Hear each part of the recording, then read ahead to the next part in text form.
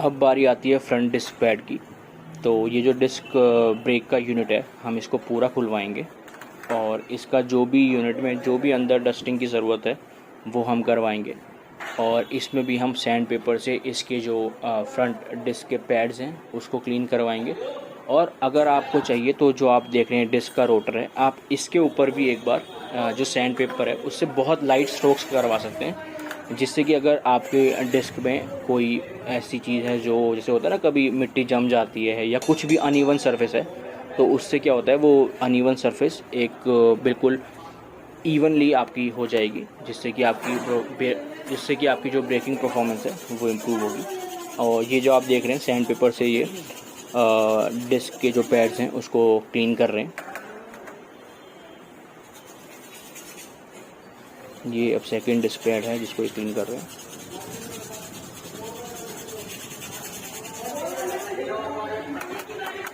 ये आपको ज़रूर कराना है, इससे आपकी जो बार बार बोल रहा हूँ ब्रेकिंग परफॉर्मेंस इंक्रीज़ होगी। आपको जो एक फ्रंट डिस्क में बाइट मिलनी चाहिए ना, वो मिलेगी। और ये है जिसके ऊपर ब्रेकिंग पैड्स जो हैं वो आप फिट करते हैं। तो ये जो इनके पार्ट है इसको भी आप क्लीन करवाना है और इसको भी लुब्रिकेशन आपको प्रोवाइड करवानी है।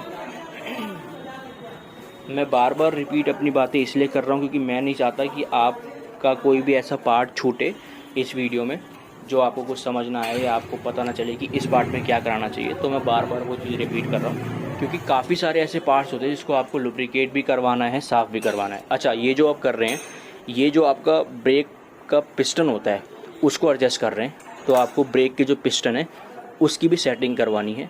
ये भी कोई नहीं करवाता है नॉर्मली, तो मैं आपको ये भी बता रहा हूँ। आप ये जो चीज़ें हैं आप इसके नोट्स बना सकते हैं कि आपको क्या क्या करना है। और अगली बार जब आप अपनी स्कूटी की सर्विस कराने जाएंगे ना, तो जो आपकी स्कूटी की सर्विस कर रहा होगा उसे भी पता चल जाएगा कि ये जो कस्टमर आया है इसे काफ़ी सारी चीज़ों की नॉलेज है, तो मैं इसको पागल नहीं बना सकता। वैसे तो नॉर्मल नहीं बनाते हैं यार, हार्ड वर्किंग काफ़ी लोग होते हैं, पर अगर कभी कभार होता है कि वो भी कोई चीज़ भूल जाते हैं तो आप उनको याद दिला सकते हैं कि इसमें ये भी चीज़ कर दीजिए। और 100% ये चांसेस हैं कि वो आपकी बात सुनते हैं और आपकी बात पे ध्यान देते हैं और काम करते हैं। और इसमें इस ब्रेक पैड जो होते हैं इसके इस यूनिट में, ब्रेकिंग यूनिट में काफ़ी सारी ऐसी चीज़ें होती हैं जो उनको पता होगा, टेक्नीशियन जो काम कर रहे हैं, तो आप उनको भी बोलिएगा, उन सबको भी लुब्रिकेट कर दीजिए।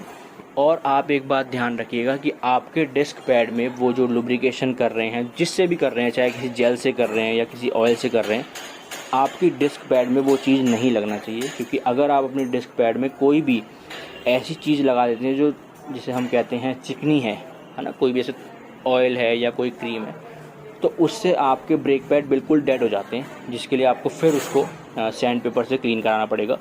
तो ये चीज़ आपको ध्यान रखना है कि कोई भी ऑयली सब्सटेंस आपको अपने डिस्क पैड में या डिस्क रोटर में जो ब्लेड है इसमें नहीं लगवाना है।